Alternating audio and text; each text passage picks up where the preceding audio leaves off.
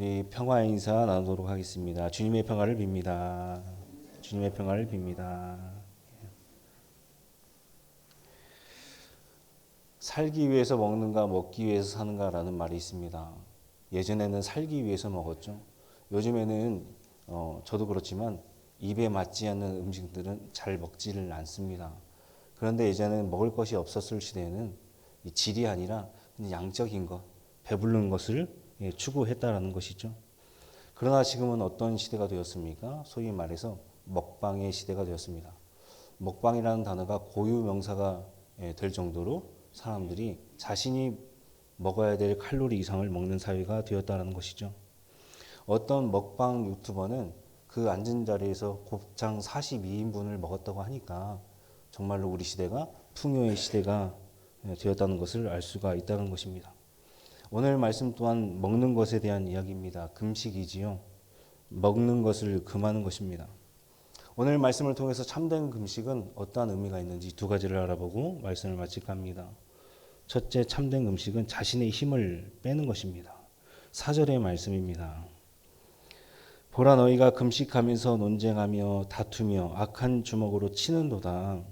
너희가 오늘 금식하는 것은 너희의 목소리를 상달하게 하려는 것이 아니니라. 아멘. 혹시 여러분들 얼만큼 금식 해보셨습니까? 저는 열흘 정도 해봤습니다. 금식에는 음식을 먹지 않고 또 물도 먹지 않고 소금까지 먹지 않는 금식이 있고요. 내가 물을 먹고 소금까지 먹는 금식이 있습니다. 저는 후자를 해봤습니다. 물도 먹었고 소금까지 먹었습니다. 3일째 되는 날까지는 사람이 힘이 있습니다. 그런데 4일째 되면서부터 앉아있기도 힘듭니다. 자꾸 누워만 있게 된다라는 겁니다. 당연한 이야기지요. 사람이 식사를 거르는데 어떻게 힘을 내고 혈기를 부릴 수가 있겠습니까? 그런데 방금 읽은 말씀에서 이스라엘 백성들을 어떻게 했습니까? 논쟁하고 다투고 폭력을 휘둘렀다라고 성경은 기록하고 있습니다. 금식하는 사람이 논쟁하고 다투고 폭력을 휘둘렀다는 것은 아직도 힘이 빠지지 않았다라는 것을 증명한다는 것입니다. 금식은, 참된 금식은 내가 가지고 있는 혈기와 내 힘을 빼는 것입니다. 그것이 첫 번째 금식의 참된 의미입니다. 그렇다면 우리가 어떻게 힘을 빼야 될까요? 다윗은 시편 30편 11절에 이런 고백을 합니다. 주께서 나의 슬픔이 변하여 내게 춤이 되게 하시며 나의 베옷을 벗기고 기쁨으로 띄우셨나이다. 다윗은 주님과 함께 춤을 추게 되었습니다. 주님께서 다윗에게 먼저 손을 내밀고 춤추자라고 했더니 다윗이 그 손을 잡고 춤을 추게 되었습니다. 그랬더니 내가 가지고 있는 슬픔, 문제, 어려운 상황들이 그 춤춤으로 인해서 슬픔이 기쁨으로 변하는 놀라운 역사를 맞이하게 되었다는 겁니다. 저는 춤을 별로 좋아하진 않지만 춤을 추려면 세 가지 정도가 필요합니다. 첫 번째 먼저는 상대방의 시선을 나의 시선과 고정시켜야 된다는 겁니다. 눈의 교감이 있어야 되는 것이죠. 눈을 바라보지 않는데 어떻게 춤을 출 수가 있겠습니까? 상대방의 눈을 바라보지 않는다라고 한다면 상대방의 발을 밟을 수가 있다라는 겁니다. 우리가 대화를 하면서도 마찬가지입니다. 내가 무슨 말을 하고 있는데 상대방이 나를 쳐다보지 않는다라고 한다면 내 말에 경청하지 않는구나 라고 그렇게 생각할 수가 있다는 사실입니다. 우리가 신앙생활 하면서 하나님께 눈을 맞춘다는 거 굉장히 중요한 일입니다. 한 번은 제가 차를 타고 가면서 이 내비게이션을 조작하려고요. 내비게이션을 바라봤더니 큰 사고가 날 뻔봤습니다. 신앙생활에 있어서 하나님과 눈을 마주치지 않는다고 한다면요. 문제가 생기는 겁니다. 사고가 나는 거예요. 우리가 그래서 하나님과 눈 마주침이 있어야 된다는 겁니다. 그 다음은 서로의 스텝이 엉키지 않도록 1, 2, 차차차, 3, 4, 차차차 라는 게 있어야 된다는 겁니다. 신앙생활은 곧 하나님과 스텝 맞추기와 비슷하다라는 겁니다. 하나님께서 이끄시는 대로 우리가 리듬을 맞추어 춤을 추지 않는다라고 한다면 어떻게 되겠습니까? 또 내가 신앙생활에 있어서 하나님을 내가 리드해야지라고 생각하게 된다면 어떻게 되겠습니까? 서로의 마음을 잘 알아야 또 지금까지 그 사람과 함께 연습한 시간이 있어야 서로의 마음을 통할 수가 있다는 겁니다. 춤출 때는요 말을 할 수가 없는 것이죠. 이미 우리가 짜여진 각본대로 서로의 마음을 이야기하지 않아도 잘 알아야 함께 춤을 출 수가 있다는 사실입니다. 마지막으로 강조하고 싶은 겁니다. 손을 잘 잡아야 된다는 것이죠. 아마추어는요, 상대방의 손을 굉장히 꽉 잡습니다. 예, 굉장히 힘을 들이는 것이죠. 그런데 전문가는 어떻게 합니까? 내 이 팔꿈치 밑으로 손을 축 내려서 힘을 빼게 된다는 겁니다. 상대방의 손을 꽉 잡는다는 것은 예의가 아닌 것이죠. 하나님께서도 우리를 천국 가기 전까지 힘 빼는 작업을 하게 된다는 사실입니다. 아브라함은 그의 아들 이삭을 통하여 힘 빼기에 들어갔고요. 야곱은 고난을 통하여서 그가 힘을 빼게 되었다는 겁니다. 그의 인생의 말미를 보게 되면 바로왕 앞에 서서 내가 참 고난이 많았습니다. 고통이 많았습니다. 라고 고백하는 것을 보면 하나님께서 야곱을 어떻게 훈련시키셨는가 우리가 알 수가 있다는 사실입니다. 이스라엘 백성들 애굽에서 광야에서 40년 동안 하나님께서 힘을 빼셨습니다. 그래도 목이 곧은 백성이었습니다. 북이스라엘이 아수르에 의해서 멸망당하게 되었고 남유다가 바벨론에 의해서 멸망당하게 되었습니다. 성전이 파괴되고 그들이 바벨론 포로기까지 70년 동안 하나님께서는 늘 그들을 통하여 힘 빼기에 들어가셨다는 겁니다. 신앙생활은 힘이 빼야 되는 것이죠.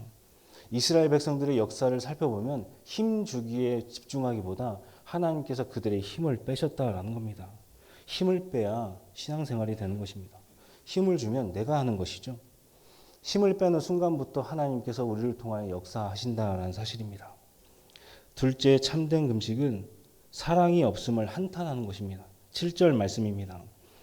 또 줄인 자에게 내 양식을 나누어 주며 유리하는 빈민을 집에 들이며 헐벗은 자를 보면 입히며 또 내 권력을 피하여 스스로 숨지 아니하는 것이 아니겠느냐.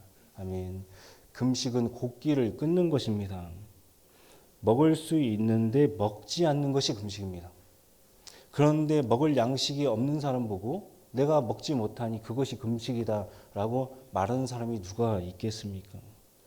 먹을 것을 못 먹는 사람은 금식이 아닙니다. 다시 말해서 곡기를 끊고 내가 손앞에 먹을 것이 있는데도 불구하고 먹지 않겠다라고 결단하는 것이 금식입니다. 부유한 사람이지요. 성경시대에 내 앞에 눈에 보일 수 있게 먹을 것이 있는 사람이 몇이나 있었겠습니까? 그렇지 않다라는 것이죠. 그런 사람이 금식을 통하여 얻을 수 있는 것은 단 하나입니다. 하나님의 마음, 그리고 먹지 못하는 사람의 마음을 헤아려 보라라는 것입니다. 금식을 통하여 배고픈 사람을 이해하라는 것입니다. 아, 내가 금식을 통하여서 며칠간 굶어봤더니 저 먹지 못한 사람이 얼마나 배가 고플까? 라는 심정. 금식은요, 종교적인 외식과 형식을 포함합니다. 그럼에도 불구하고 안에 있는 내용을 놓치지 말아야 되는데 그것이 곧 가난한 사람들의 마음을 헤아려 보라라는 것이 주님의 뜻이다라는 겁니다. 톨스토이의 단편소설 사람은 무엇으로 사는가라는 책이 있습니다. 그 책에 보면 부부가 나와요. 얼마나 가난했는지 외투가 한 벌밖에 없습니다. 그 추운데요. 남편이 하루는 2년치 외상값을 받아서 양가죽을 사려고 외출하게 됩니다. 그러면 아내는 무엇입니까? 외투가 한 벌밖에 없기 때문에 집에서 벌벌 떨어야 됩니다. 그 남편이 교회 옆을 지나가고 있는데 자신보다 훨씬 더 가난한 사람이 추위에 벌벌벌 떨고 있는 거예요. 얼마나 마음이 아팠겠습니까? 혹시 이 사람이 죽을까 몰라 집으로 데려와 헌옷가지를 주고요. 차를 끓여서 내어다 주고 또 뿐만 아니라 자신이 가지고 있는 그 먹을 것을 그 사람에게 주게 되었다는 겁니다. 자신도 찢어질 정도로 가난하고 먹을 것이 없는데 이 사람이 어떻게 다른 사람에게 소중한 것을 내어줄 수가 있었겠습니까? 내 입에 풀칠하기도 힘든데 어떻게 다른 사람을 도와줄 수가 있지요? 이 이야기를 통해서 톨스토이는 우리에게 세 가지 질문을 던지게 됩니다. 첫째, 사람의 마음에는 무엇이 있는가? 사람의 마음에는 무엇이 있습니까? 톨스토이가 봤을 때 하나님의 긍휼하심이 있다는 겁니다. 나도 가난하지만 가난한 내가 봤을 때 저 사람을 봤을 때 아, 이 사람 죽을 것 같아 라는 그런 마음을 품을 수 있는 마음이 성경에서는 긍휼의 마음이다 라고 이야기하고 있습니다. 저 사람은 또한 얼마나 배가 고플까 라는 것을 알아가는 것이죠. 둘째, 사람에게 주어지지 않은 것은 무엇입니까? 저와 여러분들이 가지지 못한 것이 무엇일까요? 바로 내가 죽을 날을 알지 못한다라는 겁니다. 누가복음 12장을 보게 되면 어리석은 부자에 대한 비유가 기록되어 있습니다. 이 사람이 굉장히 소출이 많았어요. 그래서 부를 막 쌓아갑니다. 얼마나 소출이 많았는지 자신이 가지고 있는 창고에다 들여놔도 훨씬 더 남을 정도의 소출이었습니다. 하루는 하나님께서 이 어리석은 부자를 갑자기 데려가십니다. 그러면서 뭐라고 이야기하십니까? 내가 준비한 것이 누구의 것이 되겠느냐. 돈은 예측할 수 없는 미래를 우리에게 보장해 주는 것처럼 그렇게 이야기를 합니다. 그렇지 않습니까? 그래서 사람들은 돈을 모으고 준비하는 것이죠. 내 자식을 위해서, 나의 아플 몸들을 위해서 미래를 찾고 돈을 가지고 대비하는 것입니다. 그러나 어리석은 부자 어떻게 되었습니까? 미래를 예측할 수 없었다는 겁니다. 우리들도 마찬가지입니다. 따라서 그 이야기의 끝은 돈에 대하여 부유한 자가 아니라 하나님에 대하여 부유한 자가 되어라 라고 그 말씀의 끝을 맺고 있다는 겁니다. 내일 일을 알지 못해서 돈을 준비하는 것과 내일 일을 알지 못해서 하나님을 의지하는 것은 그 차원이 틀리다는 겁니다. 다른 것이 아니라 틀린 것입니다. 결국 사람은 미래를 예측할 수 없기 때문에 하나님을 더욱더 의지해야 된다는 것이죠.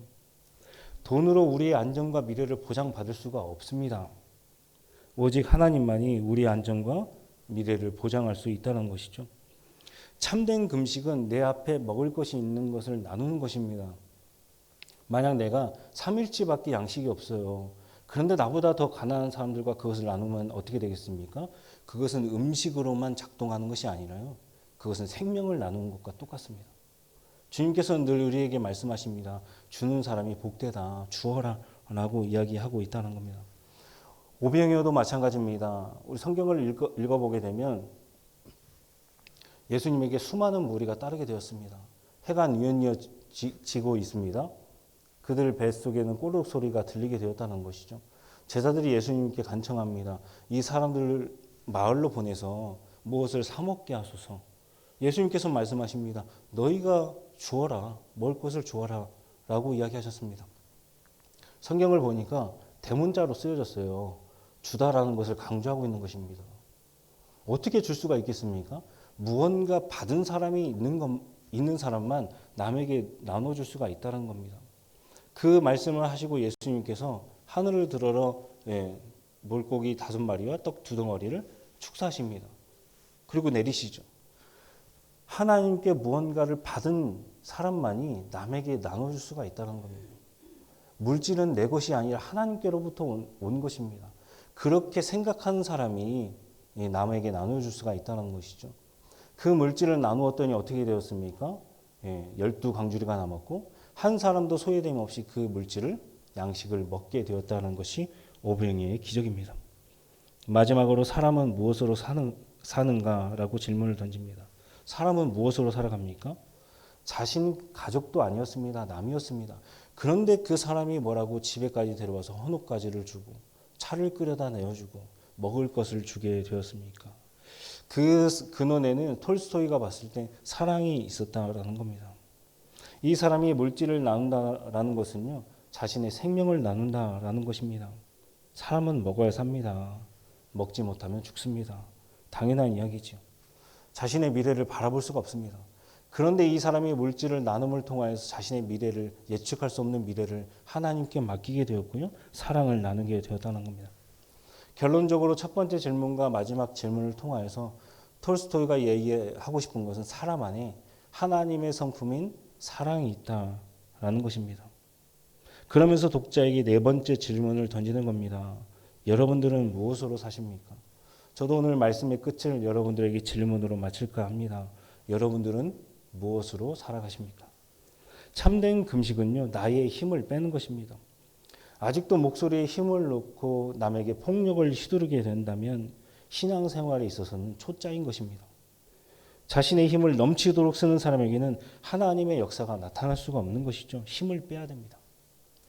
참된 금식은 내가 다른 사람을 사랑하지 못하는 것에 대한 통렬한 회개와 반성이 필요하다라는 것이죠. 이 사순절 기간입니다. 오늘을 제2수요일로 첫 번째 시간으로 하나님께 드려지게 됩니다.